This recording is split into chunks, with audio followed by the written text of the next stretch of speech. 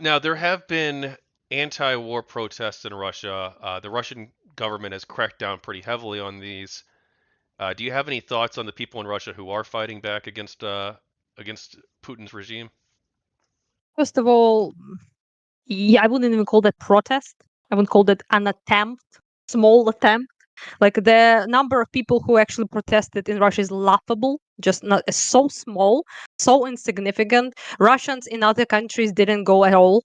So in Germany, in Latvia, Litva, in like multiple countries, there are a lot of Russian, diaspora living there. They didn't do shit at all. So I wouldn't call them actively protesting.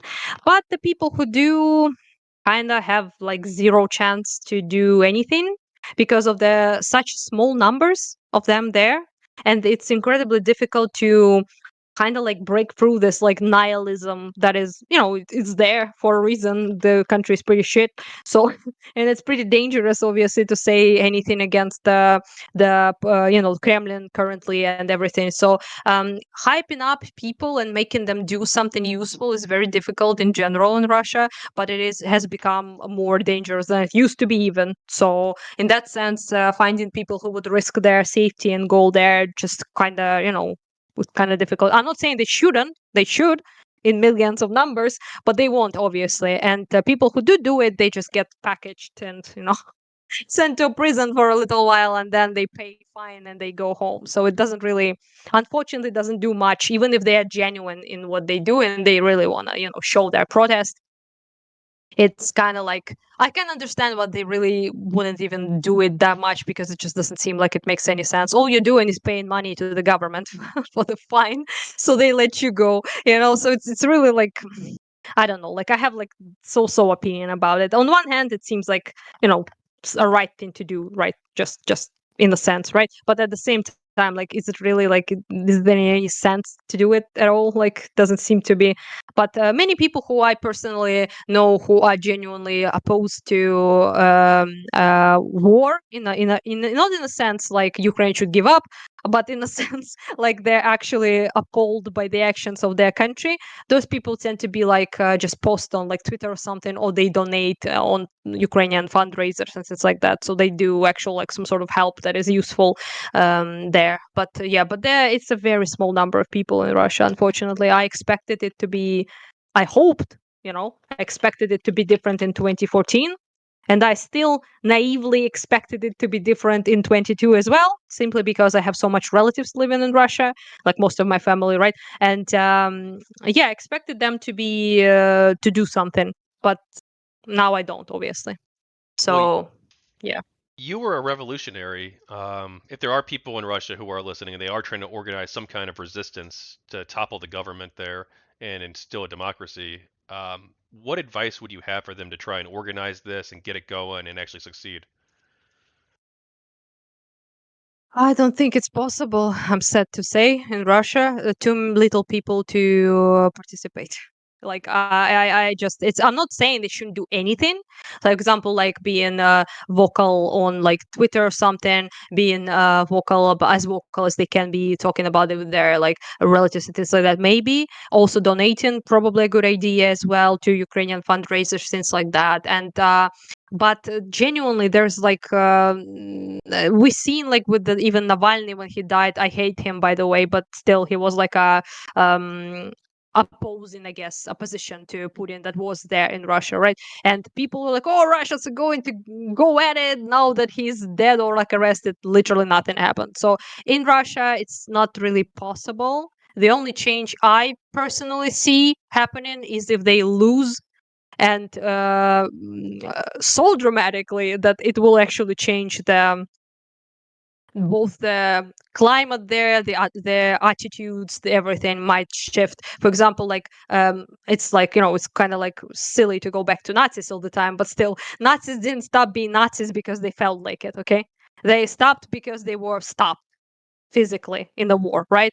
And there was then years and years of literal occupation, like, right, of the demilitarization of Germany, for them to actually think, oh well, people took them to concentration camps and show them what they did and things like that, right? So I'm not saying this will happen to Russia. Obviously, it's not that big of a war yet, and it's not really who is going to show them.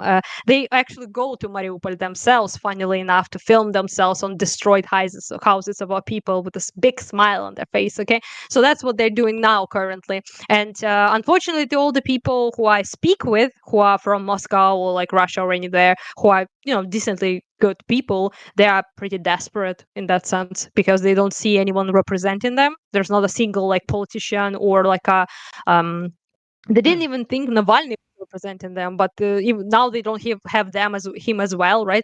And any like opposition sort of thing doesn't really exist in Russia, and it must be pretty difficult, obviously, for them to live in a place like this and having so much, strife within them, but not being able to find anyone to represent them or to actually stood up for their interests and them in any way. So yeah, so when I talk to them, they seem to sound pretty depressed in the sense that they can't really see any other way other than Russia like collapsing for things to change. And yeah, so unfortunately, I can't give any advice because I don't think it will be 8 million people participating like it was in Ukraine. So yeah, the percentage needs to be at least like I don't know, like 10% or like at least 7% of the population actively participating in a revolutionary action for something to happen. In Russia, it's not happening. Like, I don't know. Sorry to say, but it's definitely not happening. All right. So I know you don't like Navalny. First off, can I ask you why that is? And Um, then second, what do you think of like someone like Garry Kasparov as like a revolutionary leader? uh, Kasparov, I do like. I appreciate him quite a bit, and I have a lot of respect for him. But also, all his attempts at opposition kind of ended because he left the country, and which is good. Otherwise, he would probably be dead, like Nemtsov, for example, is who was also like an opposition person in Russia, who was pretty active and pretty decent, but not perfect. Still a bit of a Russian imperialist, but what can you do? But at least he was doing his thing, okay? But he got killed pretty much. So anyone of any sort of like a real threat to Putin has been already eliminated, or they left the country and now live in like United States or something, right? Like Kasparov does, right? Kasparov is actually great you brought him up because he's like one of the few people who I actually respect that are from Russia, and I, have a lot of reverence for him, I guess you could say. Okay. Navalny was not that guy though. Can I have a few more moments of your time? Thank you again for watching another book interview clip. The full interview is linked in the description. Right now, I need your help. I'm currently running a Kickstarter campaign for my next recently finished book, Champions of Elanthia. Champions of Elanthia is my in-depth exploration of the world of multi-user dungeons, featuring interviews with a dozen Dragon Realms and Gemstone 4 players, telling their stories and preserving gaming history. You can help me bring this project to life for as little as $5, so please back the Kickstarter today and help me fulfill this dream.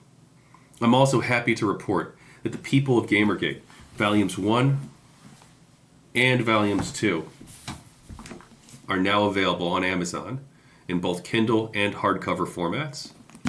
Thank you again for your time.